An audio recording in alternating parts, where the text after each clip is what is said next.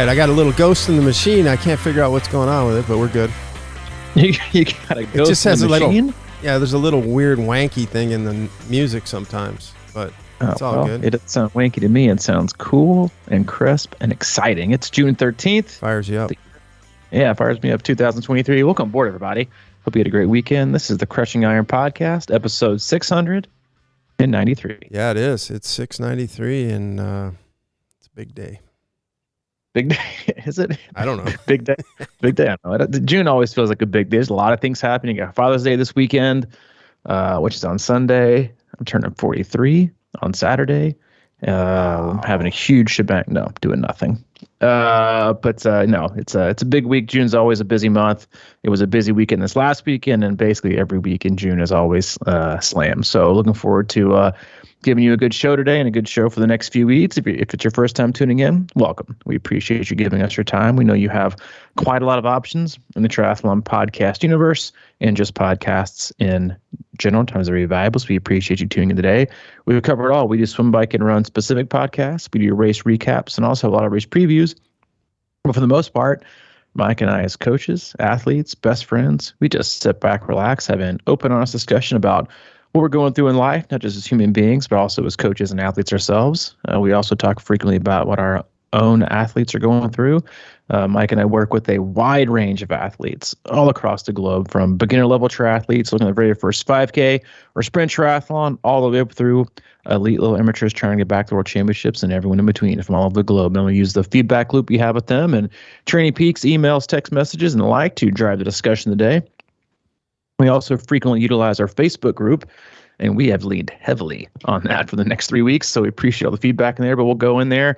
If you want to be a part of that group, just, again, search on Facebook, Crushing Iron Group, answer one simple question, we'll let you right in. Awesome people, fantastic community, solid resource. In a very confusing sport, there's a lot of people in there with, one, a lot of questions, but B, a ton of answers. So be a participant in that community. Don't be a lurker.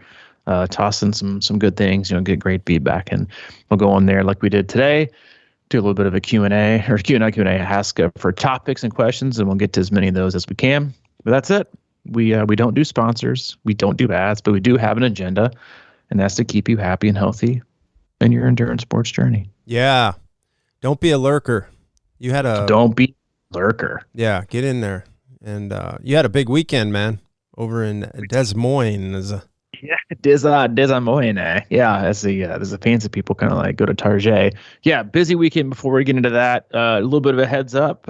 We got a very busy next 3 to 4 weeks for your favorite two co-hosts. We got Nashville camp next week. Looking forward to have a bunch of listeners and a bunch of athletes coming in. We got 40 plus athletes coming in town to Nashville to have what has been our most popular and long-standing triathlon camp. So I'm pumped for that. And then the week after that, I'm going a little bit of vacation. You're moving, so we're going to be front loading it. And so we posted in our Crushing Iron group, and I think this has got to be a record for comments and topics. So we're gonna front load, give you some short, sweet podcasts for the next few weeks, and then also just take a week off and get settled in and recharge for the rest of the year. But yeah, I was up in Des Moines for the 70.3. The first year they've actually had the full distance. So the first year they had it 2 years ago, it was it's storming. It was gross. They ended up postponing the race, I think 2 or 3 hours. I remember the first athletes we had to get in the water to 9 something, short and swim, short and bike, full course run. Last year was the full, this year was the half, and they made a bunch of changes. I've never spent an extended period of time in Des Moines, never kind of ventured around downtown. It was a team race for us. So I went up there on Friday, checked in, didn't really know what to expect. We've got some friends that live just outside Des Moines, and they kept telling us hey, they're putting a lot of money in downtown Des Moines right now. They're trying to make things better. It's super run, super bike friendly. You're going to like it. So I was like, all right, I'm going to give it a shot. So I'm just going to tell you this out of the gate. And this will be kind of a Des Moines debrief, 70.3, but also a kind of what to look for as a spectator. So when you think about families, friends, and even just the race experience itself, things to look out for, kind of check off your list that are important to you. You and I have a lot of things in common, but one of them is our staunch belief that the best races out there allow you to park and leave it. And leave it. I got there on Friday midday, parked, didn't get back in my car. Perfect. Yes, I mean, ideal. And so I chose so the finish is, again, it's downtown finish, but just for the whole weekend itself, the Grays Lake is where they have is where transition is, and obviously the swim. But I stayed at the Holiday Inn off like 12th, that backed up to the kind of like the Grays Commons is what they call it. But you and I have looked at that area before, but I was able to connect on the bike path and bike all the way just a mile over to the lake. Biked over there right when I got there, kind of rode around the lake. Beautiful area. And I had no idea how many like Greenway, Riverwalk, kind of rail to trails things they had in downtown Des Moines. They're everywhere. They connect everywhere. So I was able to ride through that. Walk to dinner is right smack dab in downtown. Very, very, very, it's just from a great location. It's nice to have like a lake that close to downtown, and then just to have the venue. I know they moved transition. They changed up the swim course. I'm not going to lie. On paper, when I looked at the swim course, I thought to myself, that looks like a booger, because it's like a sideways 5. It's just not straight. But going on to like the race and the restaurants are nice downtown. I'm telling you, in the Midwest is a little bit different. You expect different things when you go to the West Coast and the East Coast. But Midwest people are just genuinely pretty damn nice. Didn't have to wait. I'm going to repeat that. Didn't have to wait at a single restaurant we went to, whether it was a group of 15 or a group of 2. No waits. Immediate seating, which, again, to me as a coach, we had like 10 plus athletes there as a team race. They had, spouses and friends and families and Sherpas. To be able to walk in and just say, hey, with no reservations, where can we sit? And they're like, yeah, right over there. Wow. Perfecto. Sounds like you're falling in love, man. I'm not falling in love, but I will say, like, out of the gate, before I give the full 1 to 5 star rating, I gave it a 5 on the spectatorship experience. So the race morning. Yeah. So one of the things I look for on race morning is how easy is it to get to the swim start, right? What the last thing you want to do as a spectator or an athlete is get in your car. They offer a lot of modes of transportation, whether you're staying at hotels, they had shuttles. A lot of the hotels have their own individual shuttles, or you can get dropped off by a family member out to transition. I'm also a huge fan, I know you're not, of the early start. I got up to run Saturday morning before I went out there at like 5 o'clock. The sun was up. It says first light, but I'm pretty sure the sun was at like peak that day. It was like bright outside. Swim start was at 6:30. One of the other things I'm a huge fan of, because the majority of people are off the course by 12:30, which to me is ideal. Again, as a Sunday race, people were able to travel. So I get up that morning, race morning, took a bike and rode from my hotel, right over the Greenway, and I was immediately standing at the swim start. Can't beat that. Access. No, you can't beat it. It was a little bit of a walk if you checked in. If you're a participant, you'd check in your bike, you'd walk around the transition area, but a lot shorter of a walk than they had before. Looking at the swim course again, it's an odd shape. It was perfect weather. It was wetsuit legal, which is, again, a shocker and probably not going to happen again, given the fact that it was, it's the second week of June in the Midwest. Like, I was in a hoodie and shorts, and you guys all know how I feel about being in a hoodie and shorts. I was in my game. Someone out, it looked about 1,200 athletes. Again, kind of shocked it was that few of participants. But when you look at the North American calendar, you had Boulder, you had Eagleman, you had Western Massachusetts, you had Grand Rapids. There's just a lot going on that week at Alcatraz. It was just a really, really busy weekend. So I can see why it was that. The numbers are that low, but it could easily handle a bigger number. So looking at the course at like a sideways 5, I thought it was going to be a very, very slow swim. And again, this is my feedback as spectator, but also kind of polling the athletes that we coached that did the race, and the other ones that I know that did it. The feedback was, 1, you had tons of room, right, as an athlete, and that 2, and I haven't really thought about that because it's 1, 2, 3, 4, 5, 6 legs, like 6 different turns. It kind of feels like a lot, but a lot of athletes that I talked to said they actually really enjoy it because it broke it up. Like at a course like Wisconsin, I remember you and I did Ironman Wisconsin back when it was one loop and a mass start. It looks forever. I mean, you get in the water and you swim straight almost a mile right before making your turn and coming back almost a mile. It just looks very daunting. And sometimes you can kind of like lose your focus, and it just really just seems like a long way. Well, this was broken up into, again, 1, 2, 3, 4, 5 different turn buoys before you hit the finish line. And the athletes said they had tons of room, obviously wetsuit legal, and that they actually liked how the swim was broken up because it made it go by faster. So again, a bonus. I didn't stick around for the swim exit because, let's be honest, what is there to see in a swim exit? They're going to see you for like 2 seconds, hop on their bike. But we, Doris and Sid, Jake Leeling's daughter, we hung out by the bike out, controlled in the park. Obviously didn't go out on the bike course. A lot of people were commenting that they were unsure of the bike course because of the how many U-turns they had. But again, the race directors don't just make up U-turns. Weather was perfect. People were spaced out pretty well. The only pet peeve I had, and this is not spectator, and this is not against the race, is when you're coming out of transition. Like I saw, and they're always dudes. I saw 2 guys basically wanting to show everyone that they can ride their bike with no hands. And they were sitting up on their bikes, unwrapping their honey stinger waffles for like 0.2 miles. So it had nothing to do with them trying to be fast. It was them just wanting to show everyone that they were kind of like, on the Tour de France, riding their bike. But all I'm thinking is you're going to go down in a second, not because maybe you, but because somebody else is going to crash into you and your hands are not going to be on your handlebar. So just wait a minute, or, do what you're supposed to do it with one hand to be done an arrow and get faster. That was a pet peeve that I saw. And then that's a legit pet peeve. Can you imagine? Because I can already hear you right now. Coming out of transition, you're on your bike, you're soaking wet, you're trying to get your bearings around you, and there's a guy in front of you sitting up 7 feet in the road, taking his time, eating his sandwich. You wouldn't have appreciated it. To get on the bike course, I had no idea about this. I didn't know till the race was over, and this is another huge plus for me. It's not even just plus a star, it's plus like 2 stars.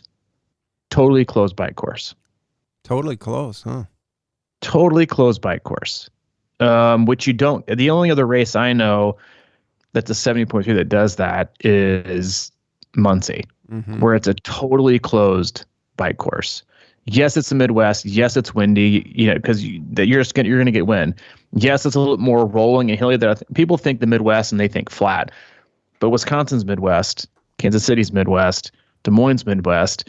I live in KC, live in Wisconsin, and as people saw in Des Moines, it's rolling. Unless you get out in like the cornfields, it's even then it's rolling. So people that assume it's going to be flat and fast, I thought it was a fast bike course. Yes, it was windy, but all the feedback I got was, besides a little bit of an annoyance on the U-turns, it was a fair and somewhat fast bike course. The wind picked up as the day went on, but again, if you're an athlete looking for an event, closed bike course is something that I think anybody would. I mean, if I'm the race director, and it might be highlighted on the front page, that would be like my headliner. Closed bike course, not rolling hills, beautiful scenery.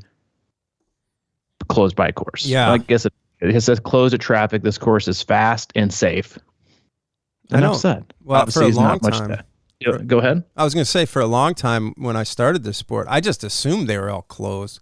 And then then I'd be in these races, I'd be like, what the hell, man? I'm drafting off this pickup truck right now, which is like such a bad thing. Right? What's that? It's not, you get down to the stick and none of it's closed. You're just kind of like, you got trucks coming in. I know a lot of people like getting hung up on the behind vehicles. It's like that in Wisconsin too, depending on where you are and what time of day you're out on the course and what part of the stick you're on.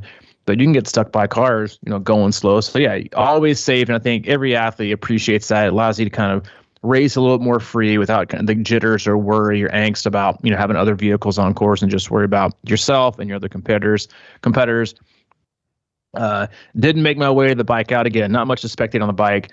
Great feedback, but the run is where I think everyone likes to have like the biggest areas of support. I know they changed up the run course, but we found a spot where I think most of it's on the Riverwalk, some of it's downtown, but you get to run along the river, you get to run some downtown and then some around the park.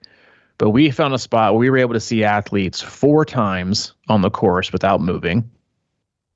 And then you were 300 yards going the back to the city to the finish line.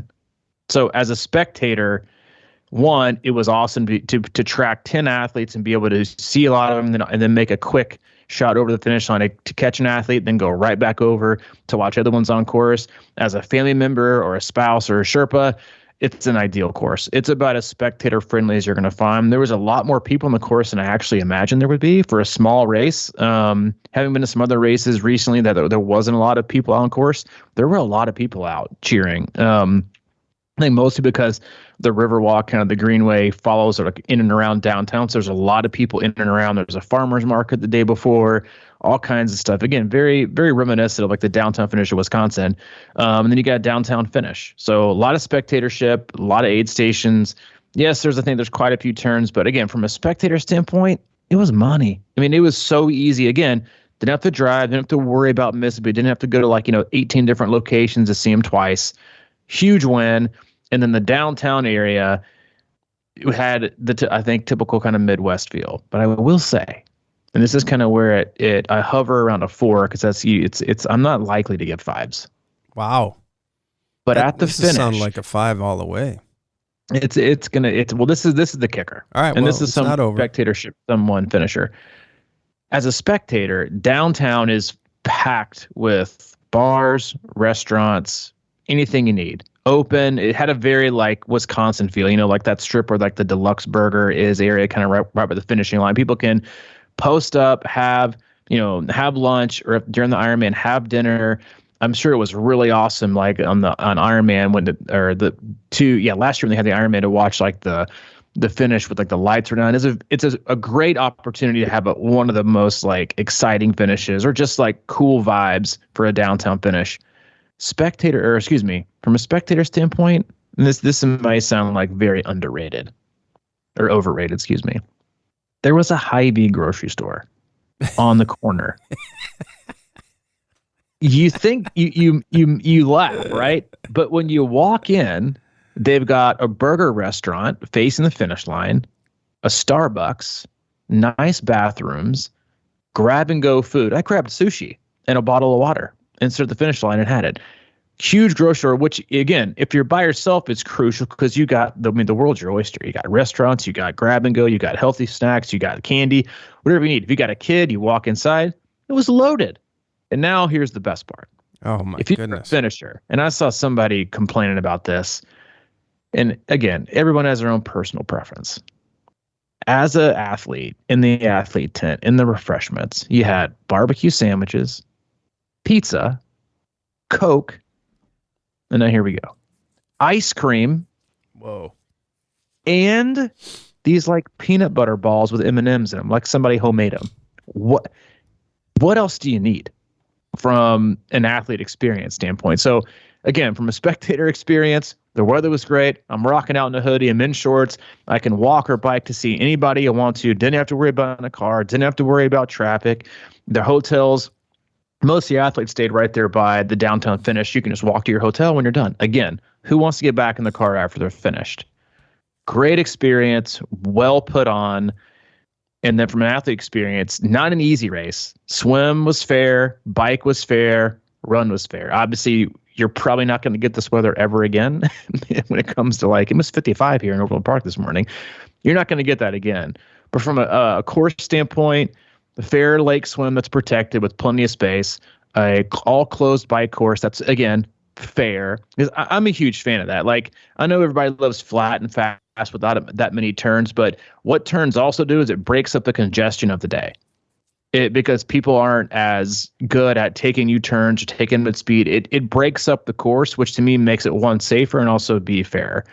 And then also the run course, I didn't get to run through downtown a lot because they changed the course, but the athletes said it was a positive change.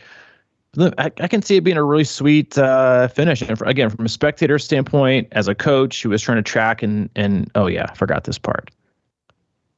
On the bike course and the run, there was a tracker update like every 3 miles. Again.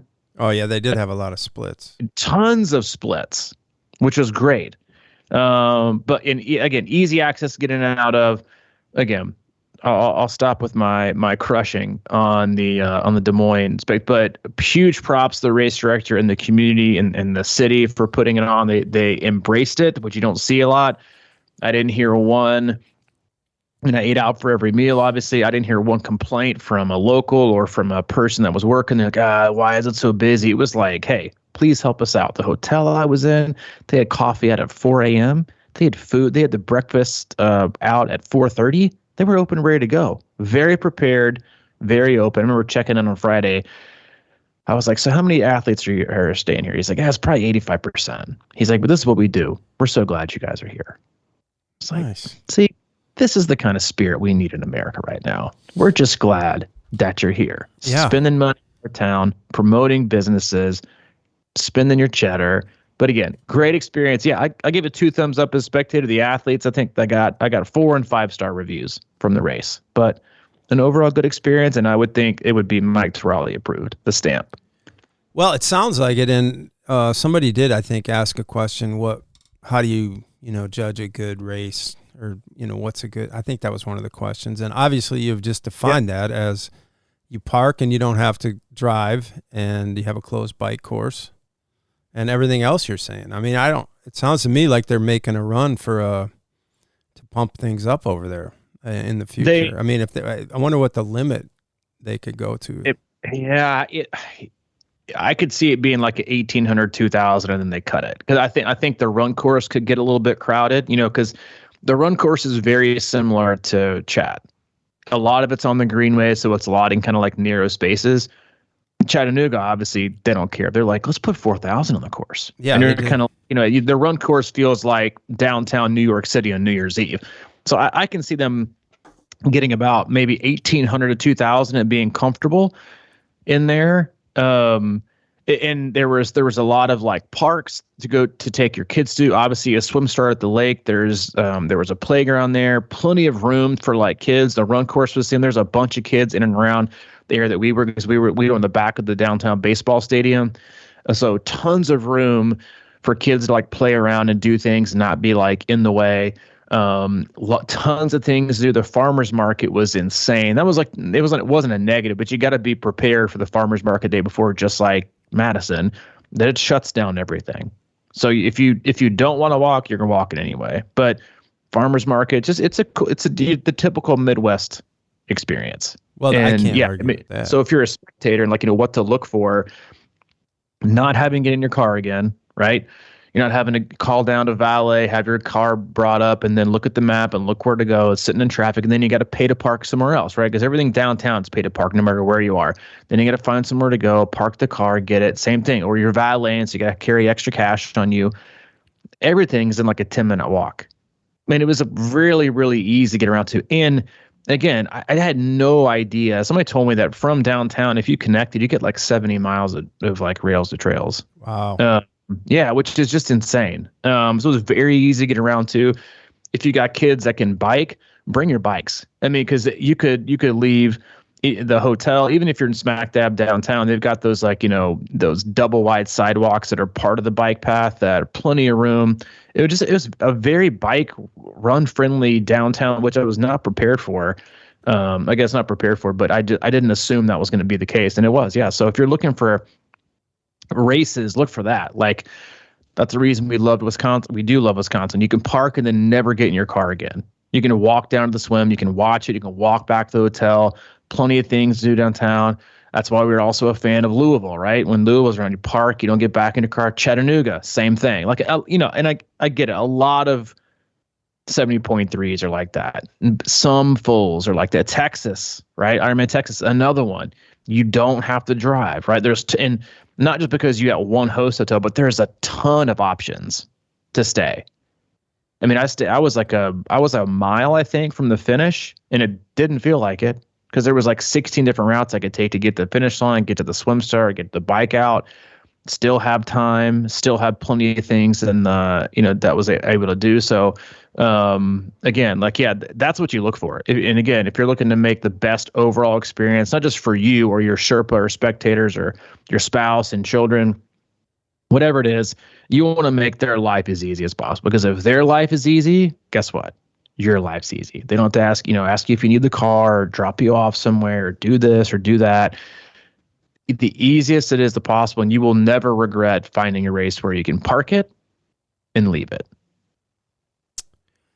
Well, this is sounding like 5 stars to me. I don't know. I mean, if you can't give this a 5 star, I don't know what's from a spectatorship. I had 0 complaints, and I was actively ranking all day.